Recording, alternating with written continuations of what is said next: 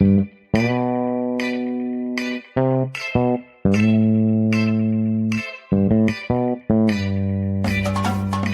to Directionally Correct, a People's podcast with Cole and Scott. Today's guest, Fred Oswald. Hey, Directionally Correct fans, we're off this week, so here's a replay of a previous episode we thought you'd like. If you're looking to stay connected to the podcast, make sure to subscribe to our newsletter on Substack to get behind-the-scenes information, watch our videos on YouTube, or check out other episodes of the podcast on your app of choice. Thanks for listening. Directionally Correct is dedicated to you, our listeners, to help educate and entertain you on how to effectively do people analytics. By supporting this podcast, you are helping us continue to provide valuable insights and knowledge to our listeners. Please consider becoming a patron of the podcast. You can find the link to sign up in the show notes or at patron.podbean.com/directionallycorrect. Thanks for your support. All opinions are our own and do not reflect those of any other organization. So, Fred, do you know Scott? Maybe I should. Is that the lead in here? Well, I think everyone should, right? No, actually, it was rather an embarrassing moment. I met you at, I think, IPAC in Atlanta. This is like 10 years ago. Okay. It was in the hospitality suite, and they had like free alcohol, and I was a grad student, and that's awesome. How you gonna turn that down as a grad student? And I remember talking to you, and I was like, oh man, I probably should not have done that. But it's nice to reconnect, definitely.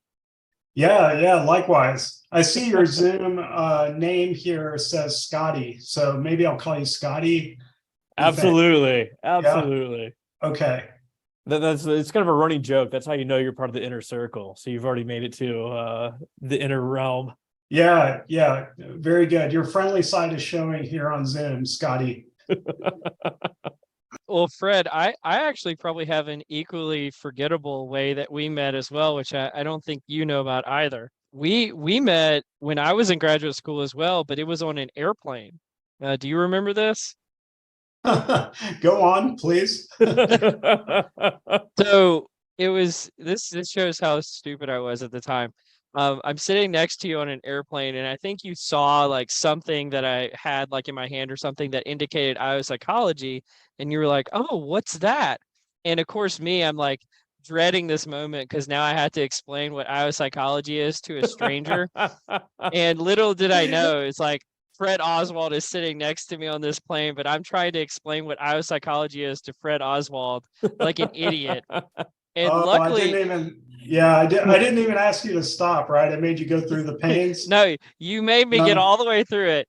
Luckily, there was actually another guy on the other side of me who was also an IO psychologist on the way to PsyOp who bailed me out.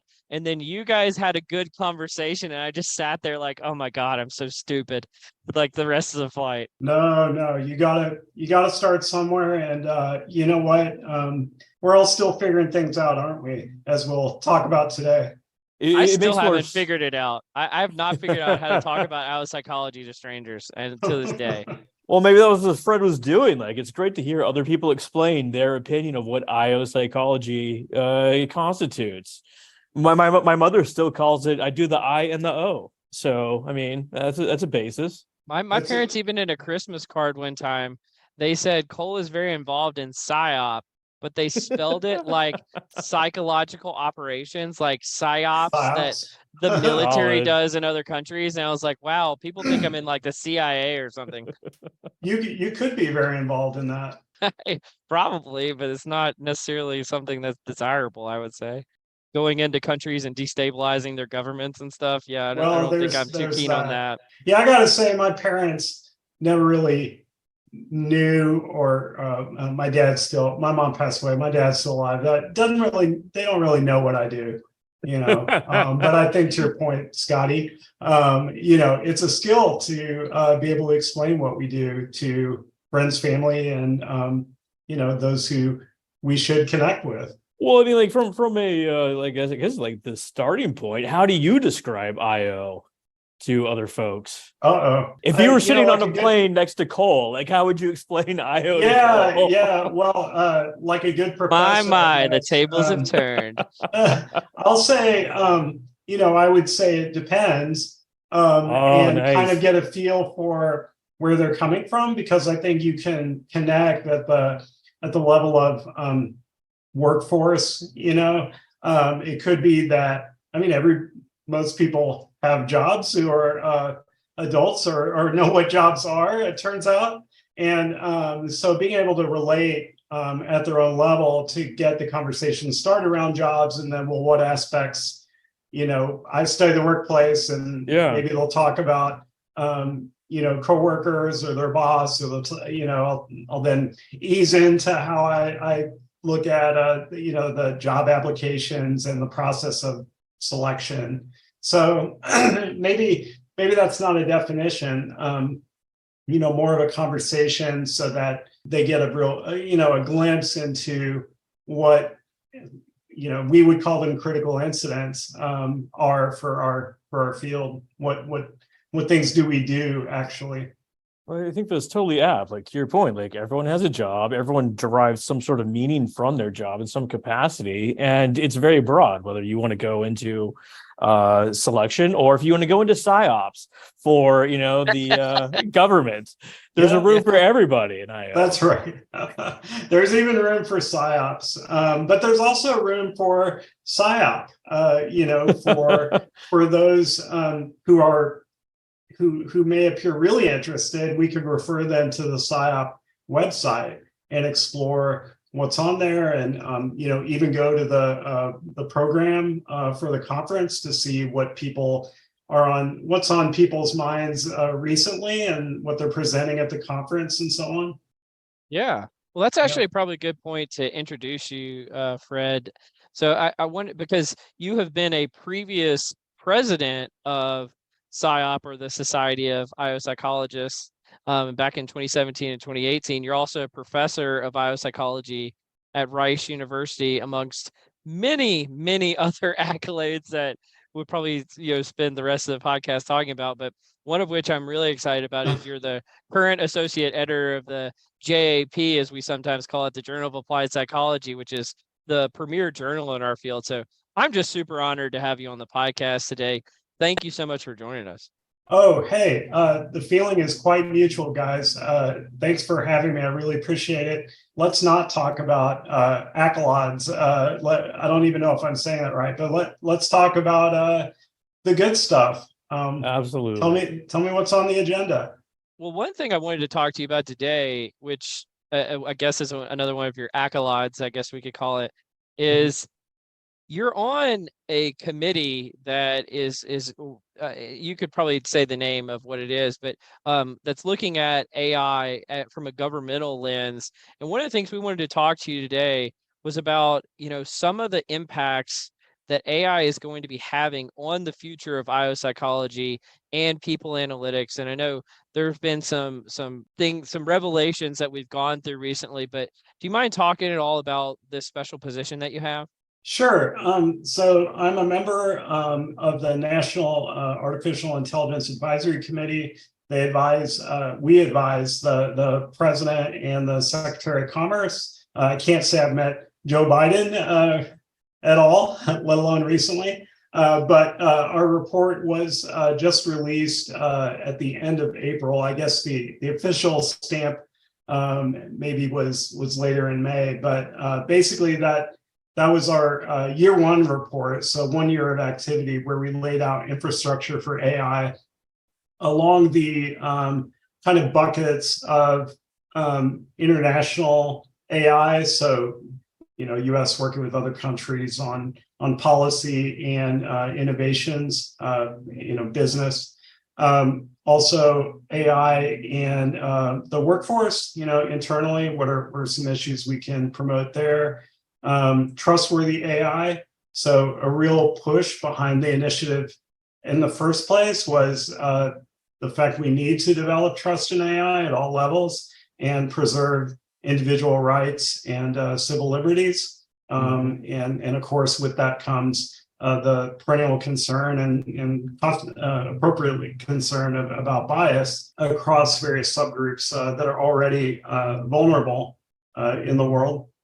And so it's very wide-ranging, very, very sweeping report. but focused on the federal level with the idea that, we are advising President Secretary of Commerce, so focus on federal work and then, see where that goes in terms of corporate stuff going on outside the government. I'm obliged to say that none of my opinions today are as in representing NIAC. I am me wherever I go. So all my opinions here are my own. But what was interesting about the group, I guess like any group of diverse range of people, you look at each other and you say, who are you? And they say, who are you? And you get to talking and figure out where you're coming from and where your complementary sources of expertise are. So as you all know, my area of focus on workforce and in personnel selection in particular, but other folks focus in areas such as the ethics of AI. So folks who even represent companies or actually run companies that do ethical AI. There's your Silicon Valley types in the world, right? Your Amazons and Microsofts and so on. And then there's legal and kind of policymakers, people who are very familiar, certainly more comfortable with how things run the federal government than others like myself. And then other academics, so computer scientists, we have a sort of a philosopher / cognitive scientist. I think he would call himself a philosopher. So anyway, a real mix of folks where we're looking at each other, trying to figure out where our sources of expertise are, and then coming together around these subgroups that I mentioned to generate something in a very quick time, right? You have to figure each other out. Absolutely. And generate a report and do it quick and try to do something pretty impactful in terms of sending a signal of what you're trying to do, but also given administrative changes, even if, when you're in an election cycle, no matter who wins an election, you're in that cycle. And so that might slow things down. So no sooner did we release the report in DC than we went to the basement of the hotel we were staying at and start working on year 2. So now, I'm in the year 2 group on workforce and working on actual group on procurement. So the idea of how do you order AI for the federal government, you get a box of AI on your doorstep. How do you use it, implement it? What are some, at least the part I'm interested in, which I think about in other arenas, is how should a discerning consumer, like an organization, think about AI? What questions should they ask? Whether it's selection tools or which I focus on, but something else too, like exoskeletons or your hybrid robot, your new coworker is coming out of the box. Maybe we can start right there. Like, one of the most robust findings in IO is mechanical judgment is superior to individual, subjective judgment, and AI would be a natural extension of that. But of course, there's hesitancy and bias, as you mentioned previously. What areas is AI most applicable to in IO, and where should we kind of like back off and take a moment? Great question. Since I wear my IO lenses everywhere I go, I think everything is relevant to what we do. But you bring a good question that some areas are more relevant than others. And even within IO, I don't claim to be an expert in organizational change, right? Or, leadership. Is anyone?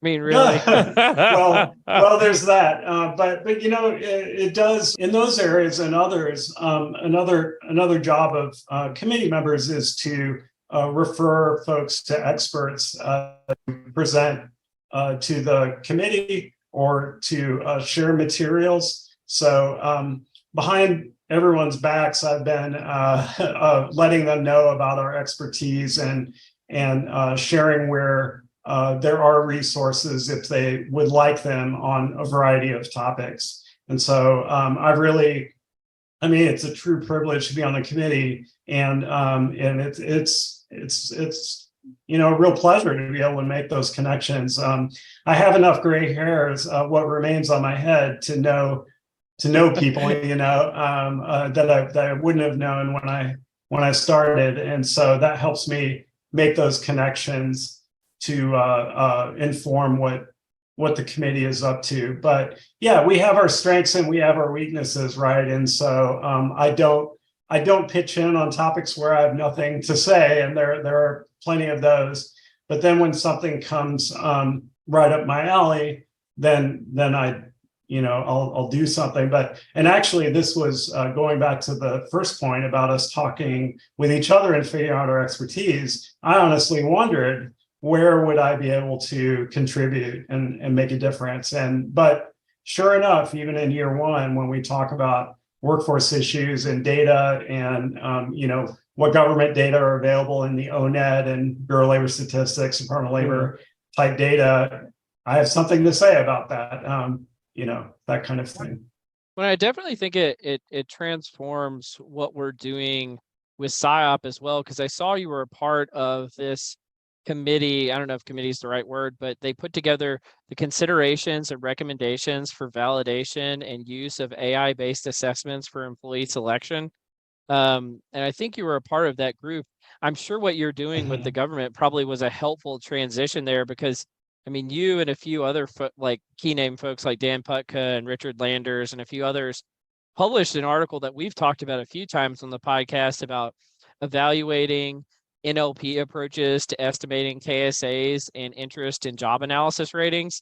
Maybe the future of job analysis is completely automated using AI and these type of things, but there's outstanding questions about how would you do that while maintaining the scientific rigor, while not instituting bias that shouldn't exist in the process, while maintaining our standards for validation and the like. I don't know, would you like to talk about that at all, Fred? Sure, yeah. Indeed, I was a member of this committee that was providing some recommendations that follow on to the PSYOP principles for validation use personnel selection. We were thinking about, in the AI era, what reminders, what extensions do we need to give our IO audiences when they deal with AI-based tools. And in a lot of ways, we were, despite the length of the document, we were reiterating some of the principles that were in there.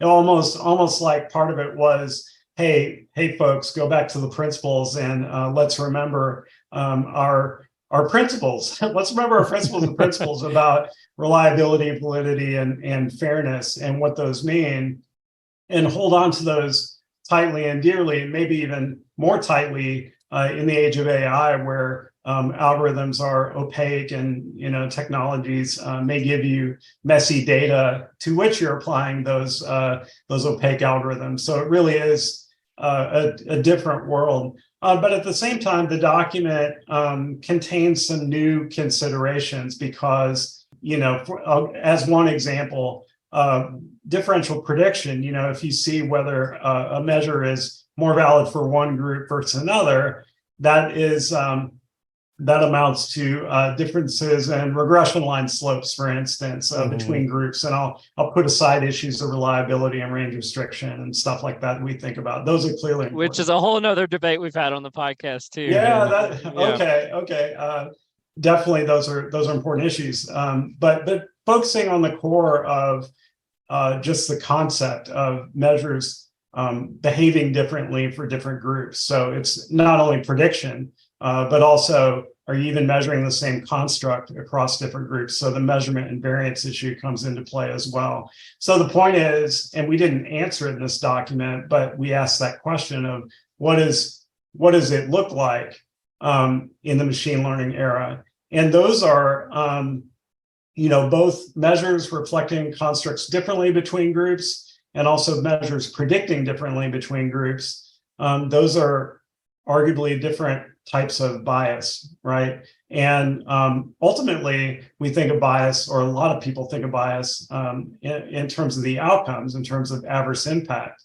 But there's this whole kind of system, right, of how we think about group differences that takes on different nuances in machine learning. So we tried to at least lay out a pathway to be thinking about that. And again, when we make advances in our understanding, we need to go back to the principles and revisit those foundations, because those are built on decades of insights by practitioners and researchers. Yeah. Like speaking about like insights and ideas from researchers, like one of the most impressive things about you is just like how prolific you are as a publisher, right? Just a million different things going out there. And it gives rise, you'd probably have like a really unique perspective on the open science movement, what it is, what the purpose is, and how it is shaping or should shape how we publish in the future. Much like AI, it's a fast-moving train. Open science changes over time as a function of education. So having people learn what a pre-registration is, or what's the best workflow for being transparent about what you're doing. The technologies for doing that changes over time, and the ideas of where and when to do that change over time. So, for example, journal policies. Journal Applied Psychology has started to follow open science framework guidelines, but we want to advance the quality of our work. We want to keep improving it in terms of standards, but we don't want to. We understand practical concerns, like if organizational data are proprietary, you want to publish from it. We're not going to demand that authors share it. It's simply impossible. Absolutely. So it shouldn't be a mark against somebody to who has great data, great research question, but can't share the data. That's reality. But every paper is a piece of a scientific and practice-oriented conversation, right? We can make advances. We do make advances off of multiple papers, right? Not just one. So that paper may have its limitations, but another paper will contribute. It'll have limitations, but advantages that complement the limitations of the other papers. So I love this topic because I get involved in these conversations with different researchers that'll say, essentially they'll take a paper and just like rip it apart, like all the methods, and essentially claim that nothing from it is valid at all. Where I get it. We need rigorous methods. We need to, make sure we're as accurate as possible, but, nothing is perfect, and we can still connect the dots between different ideas. And like, just because like one study didn't find a significant relationship and another one did, we can combine these and try to arrive at a overall truth. And like, it just like really bothers me with the lack of ability to see, a lack of people's ability to see through this sort of mess. Yeah, I think as an editor, as you mentioned, Cole, I'm associate editor at JP currently. It's our job to kind of see through the mess, as you put it, Scotty. Right? It's how do you connect the dots as an editor? There's sort of a saying out there that reviewers are out there to criticize papers and editors are out there to rescue them. And in some sense, that's true, that editors kind of navigate and try to see the big picture, try to cut through and say, okay, where is there a diamond in the rough? And how does this speak to larger conversations about science and practice? And right, where's the value, in other words? And how can we guide somebody's research toward productivity? And then you have to decide whether the whole idea of R&R, revise and resubmit or rejecting a paper, how do you do that in light of understanding the big picture? And there's psychometric theory or cutoffs on a test. The extremes are easy, right? Yes. Something definitely revise or definitely reject, but the middle is hard. And that's where we try to make better decisions. Maybe we need AI as a supplement to editorial decisions, to your previous point. AI in addition to open science.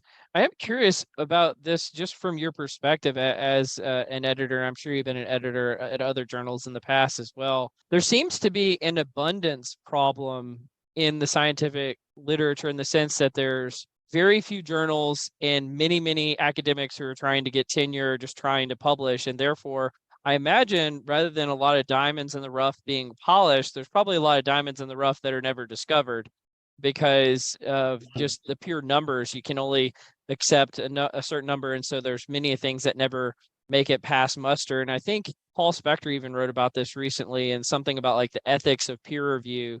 And so I'm wondering what's your perspective on peer review in general as a part of journals and some of the gamesmanship that seems to go on and maybe some of these diamonds in the rough that might never be discovered. Yeah, you all are great in asking questions that have lots and lots of answers and aspects to it. So it gives me room to play. I think as a peer reviewer, peer reviewers have different levels of insights and responsibility, right? So they think about the nature of the work, the substance, in other words, the theories that is it being informed by prior scholarship that we all know is out there? How's it doing that? And then given the context that the author should be laying out there for the reader to understand and motivate the issue, how is the paper providing an incremental contribution? So peer reviewers are looking for that. Ideally, peer reviewers have some methodological knowledge.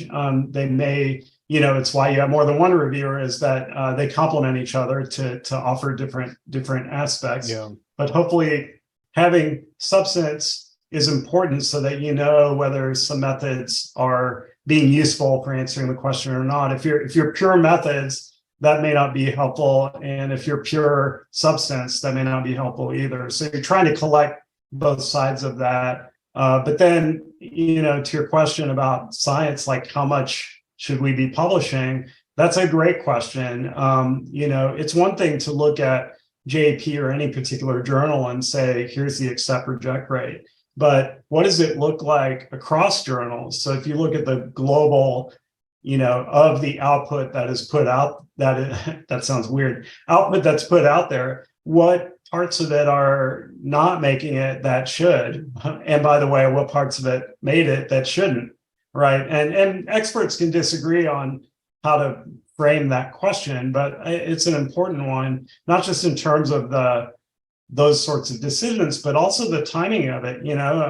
Folks have a tenure clock. When I was younger, I had a tenure clock, and so I'm very sensitive to that as well as part of this process. And that brings up other questions about how do we change the models for journals that don't disrupt careers, where there's the plan is known for those who are seeking tenure. So I think trying to figure out the routes that work for our field while carving out new routes is important. And open science, the steps we're making, I alluded to previously, is part of the answer there.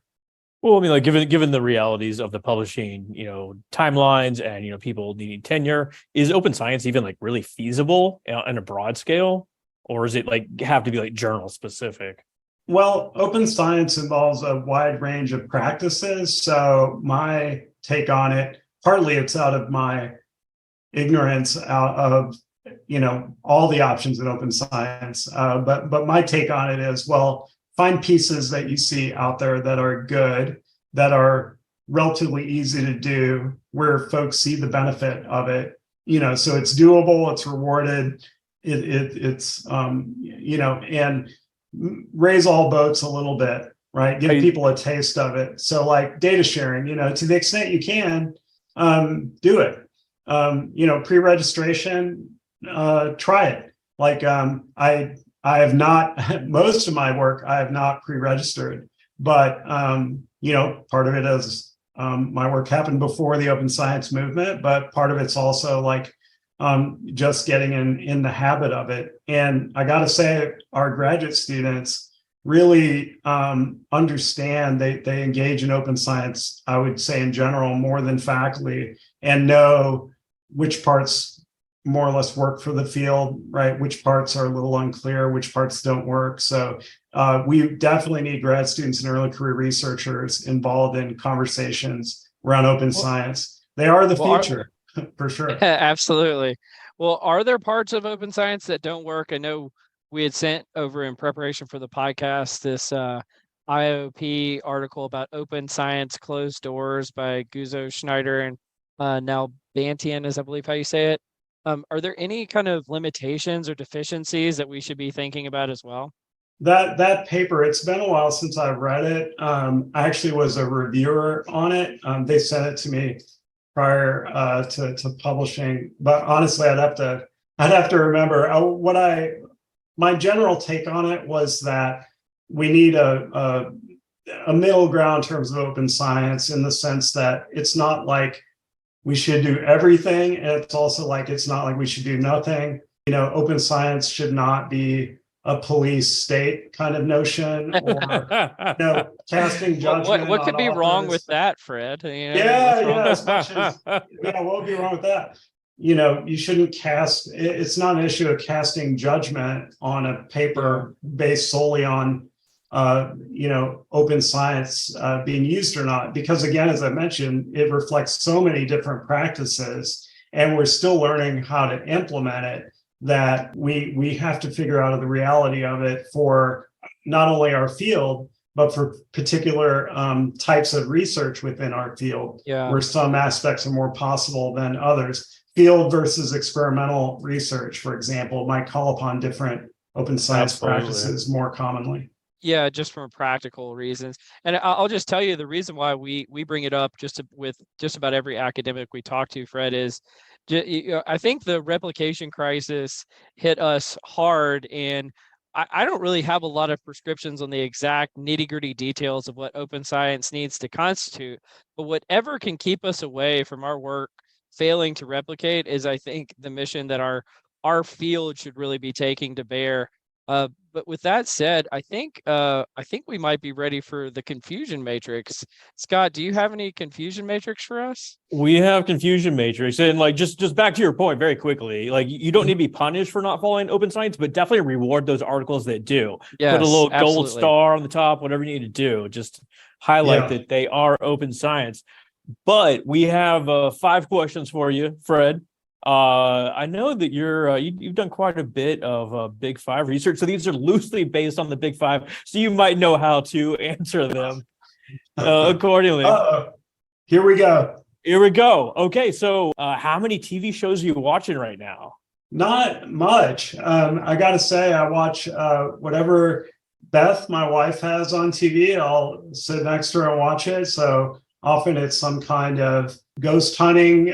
She watches those things. Yes. She'll be upset that I mentioned that. No. No. And I was gonna say you were low in openness to experience until you said ghost hunting. I'm like, this guy is open to experiences. well, they are entertaining. Those are entertaining, I will say. The news and that kind of thing. Not all that exciting, I suppose. I like to think that you just watch everything. Just like wildly open to experiences. I'll watch anything you're watching. Put it that way. That's more agreeableness right there. well, no. I will actually engage and understand and enjoy it too. So maybe a little of both.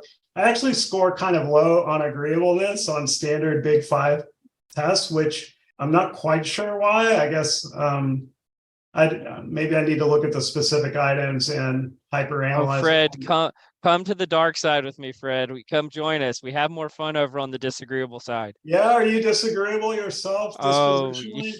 Yeah, very much so. Wow. Agreed. There was that meta-analysis that really showed that agreeable people have better outcomes overall in job contacts. I like to think of disagreeableness as showing pleasant restraint, meaning that you have boundaries, like everybody should have reasonable boundaries, but it doesn't mean you snap at people or disrespect their boundaries. Okay, question 2. Do you time box your task, or do you go to your absolutely finished? I'm not hyper organized about tasks. I try to get things done in slivers, like we're all in the Zoom world, right? In between meetings, in between things I'm doing here at home, I sit down and try and do some stuff. What I don't want to do, and sometimes the strategy leads to first in, what is it? First in, first out, last in, first out. Yes. No, it's last in, first out is the suboptimal strategy. You put out the fire you see first. So I try not to do that, but try to semi-organize what's going on and then tackle that in between podcasts. Here's a controversial engagement item. Do you have a best friend in the office? My best friend is the entire Department of Psychological Sciences at Rice. I love it. Good answer. Yeah. Well done.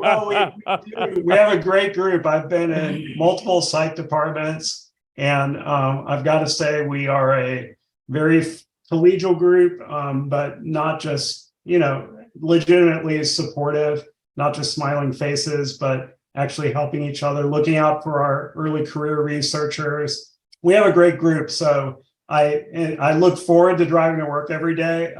Occasionally driving to work, I have thought about people driving slow, where rather than being disagreeable, I think about how, some folks don't look forward to going to work. Maybe that's why they're driving slow, or everyone has their own story in the car, right? I like that. Agreeableness. Do you try to see the good in everyone's ideas or just dismiss them offhand? Only in graduate students. No. I do look forward. I do look for the good ideas in everyone. I mean, if you're like me, your ideas don't always come out perfectly. And so I think part of the conversation with people is trying to get at the real good stuff of what we're trying to do. And sometimes we don't know what it is until we talk about it a little more, until we're informed by each other. Like my ideas change. I hope yours, everyone's does, as a function of conversation. So try and work toward, material things. And you might, I think part of that skill is continue to engage when you disagree with somebody on their ideas. I think that's the innovation process, right? Just collaborating, iterating on people's ideas, etc. Do you get anxious when you're running late? Yes, very. Yes. Even over time, I get more anxious about that. I tend not to run late, but if I do, I'm not liking that very much. We have one write-in question. So I asked a tenured IO. I was like, I'm going to be talking to Fred Oswald. Like, what should I ask him? And she said, well, he probably lives in Rice Village or somewhere near there. What's his favorite Mexican restaurant in Houston? Oh, wow. Okay. There's an easy answer to that. But I live, I actually, for those familiar with Houston, or I don't know if you want to look me up and get on the satellite photo to see where I live. But I am. Let's not do that, please. Yeah. I'm on the west side of Houston, the Galleria area, just outside the Galleria. So I'm about 20 minutes to Rice, straight shot. It's very challenging to drive as anyone in Houston will attest, to drive on the highways in the morning during rush hour. Your head is on a pivot, and your blinker is not a request. You're telling people where you're going. So it's pretty challenging. But back to Mexican food, El Tiempo. I'll put a plug in for El Tiempo Cantina. Many locations, one near you, and margaritas are quite delightful. There you go. El Tiempo. Well, I had to put you on the spot, Fred. I did come down and you stood me up, buddy. Oh, what the heck, man? Oh, that was, well, in my own defense, I had a unavoidable conflict. But you keep holding your people analytics meetings, and I will certainly show up. Fred had to go to El Tiempo. I mean, yeah, I had to go to El Tiempo. No, I think I actually had a family thing going on then, but it was not personal. Trust me. I should have baited him with margaritas. I should have known. Right. Well, Fred, do you want to join us in the nerdery? Sure, please explain, but I'll say yes even before. There you go. Open to experience. Sure. Well, let's start out just, I guess, because it's kind of in the vein of what we were talking about earlier on AI and I'm not sure if the decision has been made or not, but there's this New York City law on making employee-based decisions using algorithms. And it's been debated for quite a while. I'm not sure, again, if it's actually been passed now, but it's got some pretty stringent, you might even argue arcane requirements for using data to make decisions that I would say is somewhat in conflict with it. You've mentioned multiple times, Fred, our principles and our uniform guidelines in terms of, they're almost to the point of making it illegal to do any kind of calculation to make employee-based decisions. Have you guys seen this and what's going on here? And I'll put a link in the show notes for what's being debated currently. Yeah, I've actually been involved in the public hearings they have on the law. So I've been to a couple of those. And the reason there's been a couple of those is because they've been so well attended and there's been so much feedback from the community, IO psychology included, whether it's academics or test vendors, practitioners, et cetera. So also just folks from really all walks of life around the ethics of AI. For example, I know a couple of folks, there who've submitted comments and so on.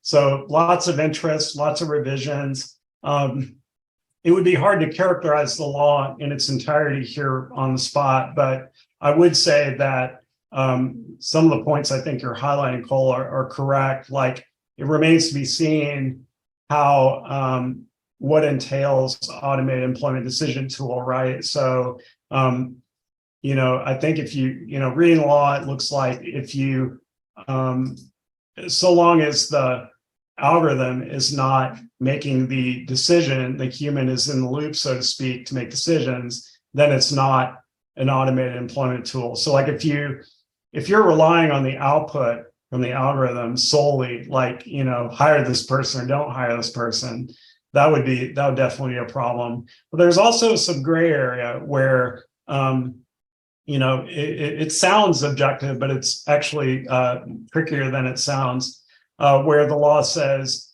if you use the output from an automated tool, and it's one of a set of other kinds of pieces of information you're using, so that automated piece is not weighted more than the others, you're in the clear.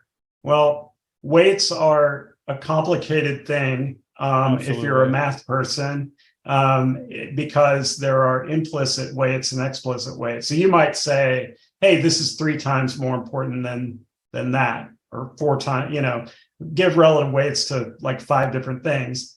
And you're giving those weights and you can actually weight the variables that way. The problem is lurking underneath the variables are correlations and standard deviations. And they have weight, they affect the weights. And so I've scratched my head over that in the past and about that issue, published on it. But it is a real issue. So, how will that be resolved? Will it be through case law? Will it be through more proactive examples provided by the city? Who knows? So I think the weighting issue is problematic.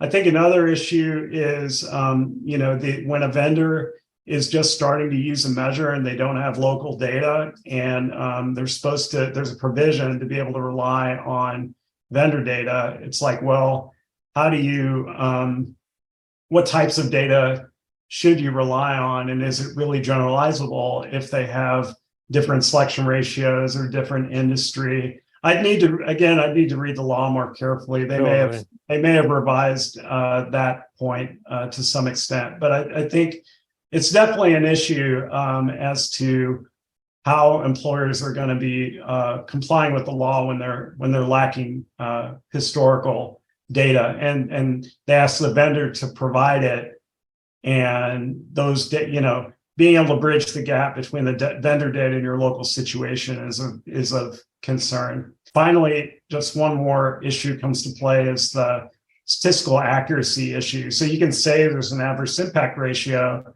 but how accurate is it? What sample size is associated with it? do you interpret that? We've always struggled with that issue in our literature, and now it's coming into this law. Yeah, I think a smart man once said, "You can tell it's broken by the way that it is," and you kind of see that in this scenario where it's like there's so much ambiguity that you bring up, and it's just not well devised and not well communicated. So hopefully, it'll get resolved in a way that obviously you want to protect people's rights and protect their privacy and data, but the way it originally came out or publicized, it just felt like so overarching and not specific enough. Definitely, everyone's trying to figure it out, and these laws are coming up everywhere, right? So California, New Jersey, GDPR, New Jersey, New York, Illinois already has some laws in place. California had a law proposed. I'm not sure, maybe it's been passed. So lots of laws coming up, and they're looking at each other, right? They're looking at the New York law for some guidance, and so on. So we'll see how this keeps developing.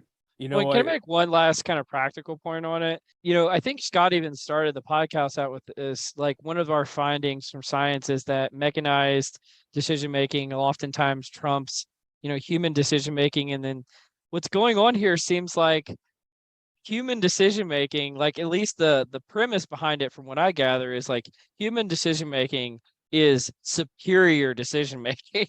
And I'm like, you guys have never met many humans, have you? Because, like, the decision making of humans is often poor, and we could probably use some data to get involved in this. Well, then you revert to things like nepotism and I like the cut of your jib sort of. Why don't we go back to the feudal system while we're at it? What could go wrong? Like, I mean, these are silly things. We need a break. So second nerdery topic: how long of a break do we really need? And what should we do during this break to regain our fatigue? It's a really pretty interesting study. So it's a experimental study. They asked people to complete a task requiring vigilance. So it's changes in computer screen sort of things, and like respond to keyboard. So not too dissimilar to writing a doc or like sending emails and sort of thing. And then they manipulated the break condition. So one group, they had them watch a funny video. Another group, they had them watch a meditation video. Sounds boring as hell. And third group, they said, perform a similar but different task. And they also manipulated the break length. So either 1, 5, or 9 minutes for each of these conditions. Overall, all break conditions had at least a small replenishment effect. That's pretty cool. A funny video clip, no matter its duration, 1, 5, or 9 minutes, reported much lower fatigue. Participants whose break consisted of performing a different but similar task for 1 minute also fully recovered. That sounds implausible, but okay, whatever. They also reported lower loads of fatigue, and overall, short breaks are one effective way of improving feeling, energy, and replenishing feelings of energy and attention at work. Interesting. Very interesting. So get your TikTok out, watch some funny videos on TikTok. Right. Will it mean that employers will tell employees to make their breaks shorter?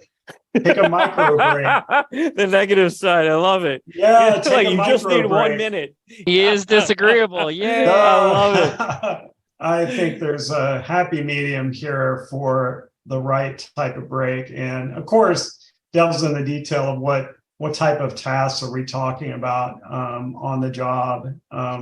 Type of break would be interesting to manipulate, right? What kinds of things are you, there's an exercise or take a walk break. There's a stare out of the window break. There's listen to music break. When I want to make a comment, Scott, you talked about the meditation one.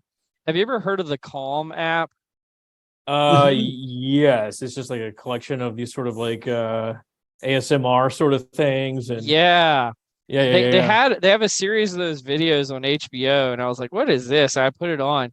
I'm telling you, it might be the most relaxing thing on earth. I was like, we watched it with my children. My children even calmed down. I was like, what are they putting, like, sedatives into this? Like, geez, this is the best thing. I've been through it, like, because I think they have like something like 8 videos. They're not that long, and we've been through the cycle multiple times at our house because it's just so dang calming.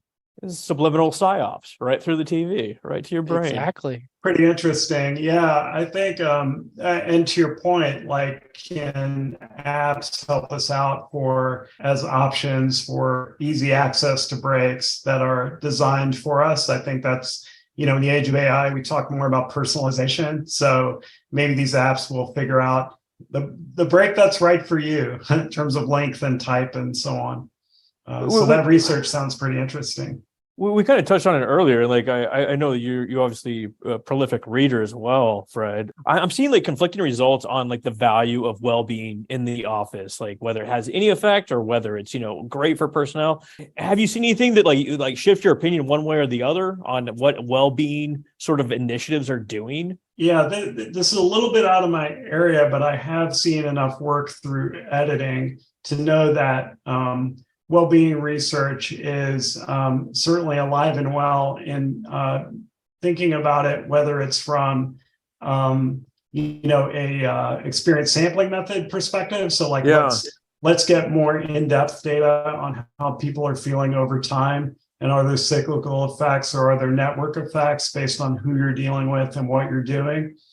So I think digging into those processes is really helpful because they more closely reflect the reality of work, and probably get at ties between well-being and productivity that we may not have seen otherwise. Also, I think well-being interventions are still alive and well. Certainly, in the educational literature, where you're thinking about a child's self-efficacy and self-esteem. And both of those are boosted by well-being, and certainly true in the workplace as well. And where you derive your well-being is kind of expands your scope on what to, whether it's taking a break, right? That could make you feel better, but also your social interactions, getting a task done well can boost your well-being in terms of the accomplishment and feedback and contribution you're making to the organization. So lots of ways to look at a important topic there. It is a really good point that there are many ways to function your well-being, and like the social aspects of the job are a major component, but it's not necessarily thought of as a well-being sort of tool, as it were. I had a flashback there for a minute there to when I worked at Walmart in high school, that my well-being on the job there was totally dependent on Billy working with me in the electronics section of the store. Positive or negative? Positive. Okay, good. Yeah, we had a great time. We had a great time, but also I think we did a reasonable job. Maybe I'd do it better today, but we were kids. But that keeps you going, right? It relates to your performance. It relates to turnover in some pretty direct ways. Maybe ways we don't research as much as we could. You had a best friend at the office. There you go. How crazy would it be if we were like, and we've got Billy here to join us on the podcast? Oh my gosh, that would be amazing. We'll hunt him down later. Well, what if Billy was not, I don't know if he was or wasn't, but what if he was not a good performer and yet stimulated others' performance? Maybe that's a function. Organizational citizenship behaviors, Yeah, I mean, exactly. they're not necessarily performance. It's outside of performance. I've talked about this in the past, but there's like a bit of teams research or social network analysis research that I want to perform around like this idea of a glue member. Not necessarily the best performer, not necessarily the energy person, but the guy that holds everything together and like increases everyone's performance. If they were to go away, the team would fall apart. Exactly. This is probably a negative connotation, but when I worked in startups, they would sometimes call those people the mascot.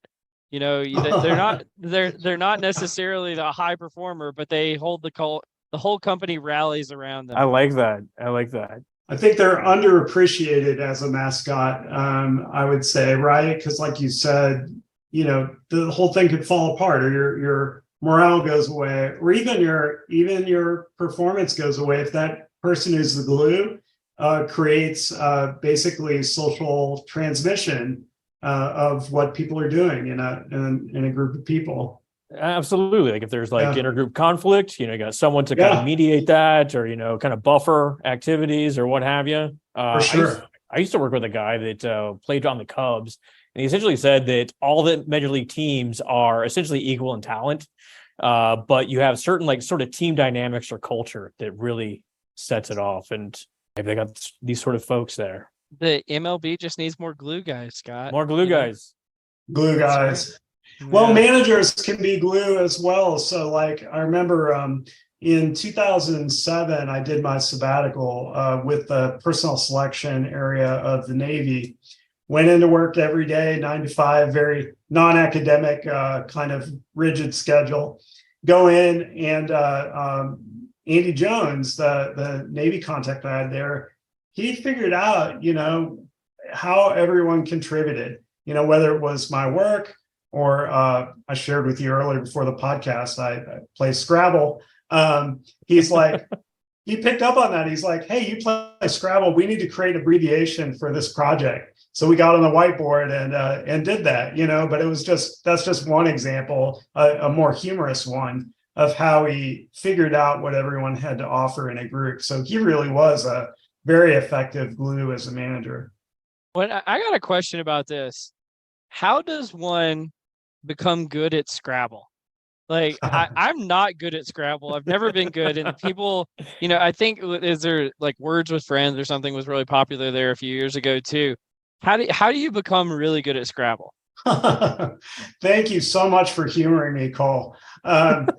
You play a lot of games. That's one way to do it. And you see what other people are playing and learn. So that's a fun way to do it. It's not as direct, but you climb the learning curve. Another way to do it is brute force. You just learn a bunch of words that you may not even know the definitions, right? Some of the best players are not even English speakers, yet they're playing English Scrabble. So that's brute force. And for me, it was, these days, it's certainly just playing games now and then, but it's a little of both. It's like, okay, I got to know all my, 2 and 3 letter words or whatever. And as the glue for Scrabble. And then it's a thing. There's you take anything, right? You all probably have favorite hobbies where you have a group of people that affiliate with you. And I gotta say the group that plays Scrabble is a very quirky group, and I guess I have to count myself among them. And it's interesting. I haven't played in the Houston club for a while, years, but there is a club here waiting for me. XI feels like cheating, right? I don't even know what word that is, but I know it'll score. Oh, XI, yeah, Greek letter. No, that's in maybe Lizerl uses it. Yeah, well, I think we always called that Xi or whatever in graduate school. Yeah, Xi, okay. These things are unknowable, Fred. They're literally unknown. They were carved on tablets, and we're trying to figure it out today. Exactly. Well, I think we had one more nerdy topic, which I guess the irony is striking me now that we're talking to a college professor and we're bringing this up. But was the popularity of college? It seems like in the last few years, this is from the Wall Street Journal, reports that 56% of Americans now say getting a 4-year college degree isn't worth the cost, which is up from 40% a decade ago. In terms of opinions changing, that is a stark contrast. I don't know, Scott, any thoughts here on why you think this is? I don't know if it's so much as the value of the college degree has gone down. I'm not really sure that's the part of the equation. It's just the cost of the college degree seems like it's gone up so much. And is it the push for, I know a lot of employers are talking about moving the 4-year degree as a employment requirement and things like that.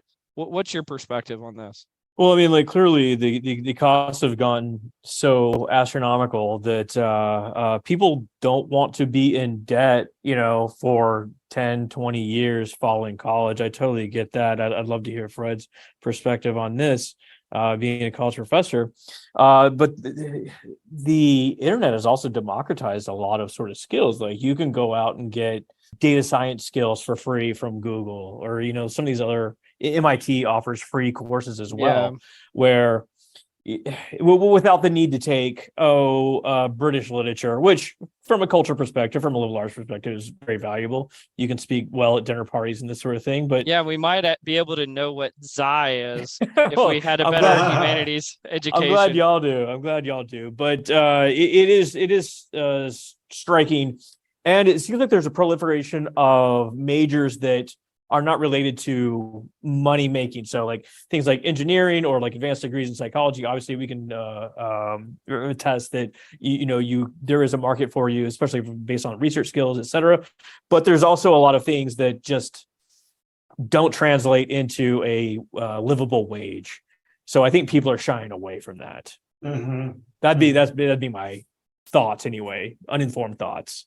No, that sounds right. I mean, the educational landscape is changing in many ways. And I think answering this question in part would be useful informed by people who have gone through non-traditional pathways. So those folks who have gone online to get specific training in, coding, computer programming, or maybe technical skills, learning electrical or plumbing. Mm-hmm. Maybe you can learn your skills that way. There still might be certification issues to get through that are standard no matter what pathway you took. But learning more about those options, I think, is very informative.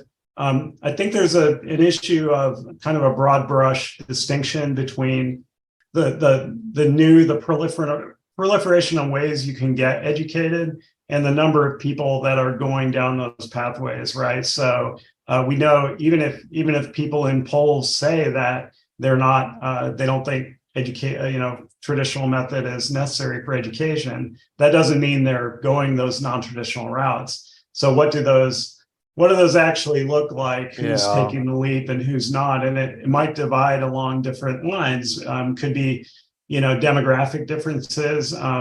SES differences, I would certainly think, that there are cheaper options to get to where you want to go in terms of your next career step.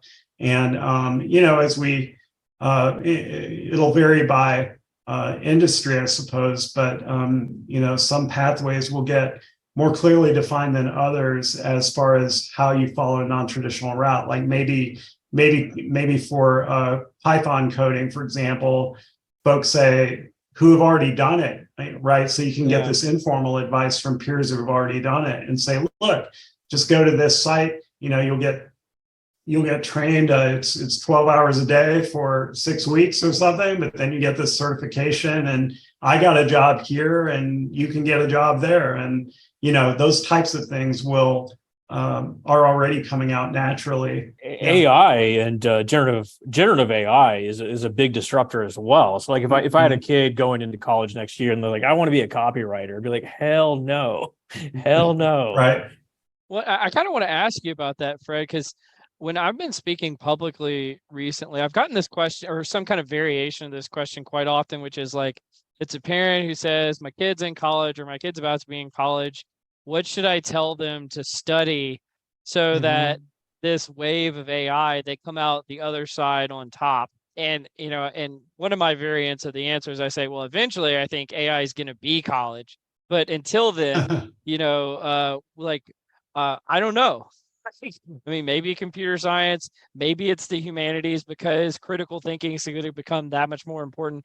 But what is your perspective on this, Fred? Your last point really resonates with me, which is because technology is becoming so disruptive. A year ago, we were not talking about ChatGPT, right? Now it's all over the place. We're really thinking about what it's going to do. And in fact, people are doing it, right? We know people are out there advancing their work career, or at the very least, writing emails more easily using ChatGPT. So how is that rearranging people's skills, rearranging their time? They have maybe more time free.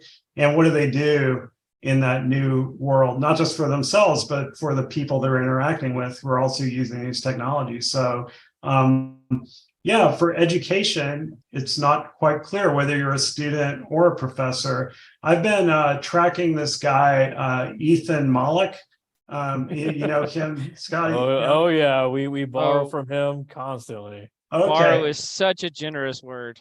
We He plagiarize him might be constantly. nice to have on your podcast, but He's coming. We he's got coming. him. Okay. Yeah. I didn't get paid to say that, y'all. But he would be, yeah, he's offered excellent insights about education. And I haven't read for detail, but he seems to embrace as an instructor himself the use of GPT, having students do it, try it out, see how it works for them or how it doesn't, and be transparent about its use. I think there's a place, you know, kind of like using calculators or any other technology. There's a place for using it, and there's a place where you shouldn't use it. And we're trying to figure that out. And so, you know, Cole, your point about critical thinking, you know, critical thinking will not go away as AI turns up. In fact, it'll be perhaps more important, maybe in different ways. But AI will maybe place higher premium on at least certain types of critical thinking. And so, you know, I think one area that's more or less obvious is the bias issue, that AI might be biased, but the fact that it can detect the bias and doesn't ignore, but actually detects it, that means that humans can look at that and say, okay, like to the extent we get to, I mean, this is part of the issue with AI too. I'm a little too glib here, but you know, once we can get under the hood of AI, get to interpretable AI and say, look, here are the sources of bias, or potential sources of bias, that's where our critical thinking skills come in and say, well, how do we intervene? How do we mitigate bias? How do we intervene on it, prevent it? So what I hear you saying, Fred, is we all need to be prompt engineers and AI algorithm editors or auditors. I mean, but perhaps that couldn't hurt in some jobs. Yeah, for sure. Well, it's going to be a skill of the future, just like being able to Google things very well, or perhaps we'll all just go to like sort of like manual careers too, like electrician or plumber. You alluded to earlier, just a different sort of path. Yeah, it is. You know, the skill of generating prompts yourself, or like being a prompt engineer, where you work with people that know how to probe the system in ways that help out work. So that could be a valuable teammate. Maybe AI will be prompt engineers as well, so that it'll ask itself its own questions. Oh, boy, like going back to Ethan Malik just real quick, we covered one of his posts some time ago where he essentially loaded a data set into generative AI and said, find me unique relationships that haven't been explored before, and write a 7-page research synopsis of it. And by God, it wrote the intro, methods, I saw that, results, etc. Amazing stuff. It was very impressive. I mean, there are ways that that could be polished up a little bit, but most of it was there, right? And so I think that's the point. Is I think even as we move to the next GPT 4 or 5 or and so on, that yes, it'll get better. The question then is it producing what you want? I actually think in some ways personality might come more into play in those domains. Personality combined with practical constraints. And by what I mean by that is you need to get something done. GPT does it well in a certain way that'll be acceptable to whoever you give it to. But then the question of whether it's acceptable in the way you would like may almost be a personality question. It's a matter of style. It's funny you bring this up because I had this exact conversation with Cole over the weekend. I was saying, like, I got ChatGPT to write me a couple of paragraphs. I took my paragraphs, I put it in there, said, here, edit it down, kind of change it up a little bit, smarten it up because I'm not a smart guy, these sort of things. And then I got it back and I spent just as long trying to rewrite what it wrote that it took to get back to the original draft, essentially. ChatGPT, the new time waster of 2023. That's right. This OpenAI's next commercial. Anyway, with that said, I think we've officially gone off the rails in the podcast. So this is usually where we wrap things up, Fred. They say never meet your heroes. So thank goodness you're not one of my heroes, Fred. I'm kidding. Thank goodness. That was a terrible joke. The Anyway, feeling's I actually mutual, Cole. no. Fred, if you knew how much I had looked up to your research, you would know how much of a joke that was. So thank you so much for what you do. Same thing. I remember. Whatever. Well, I remember you from the plane. Ever since then. Oh yeah, just the twinkle in my eye struck you the right way, right? There you go. No, y'all have been great. I really have enjoyed this podcast, and thanks for having me. And I will become an avid listener from here on out. It's just been y'all are very talented at what you do, and thanks for entertaining me, but more importantly, keeping our audience engaged. So thank you. Thanks for coming on, Fred. Super appreciate it. Take care, y'all. You've been listening to Directionally Correct, a People Analytics podcast with Cole and Scott and Dr. Fred Oswald, my hero. Thank you for joining us, Fred.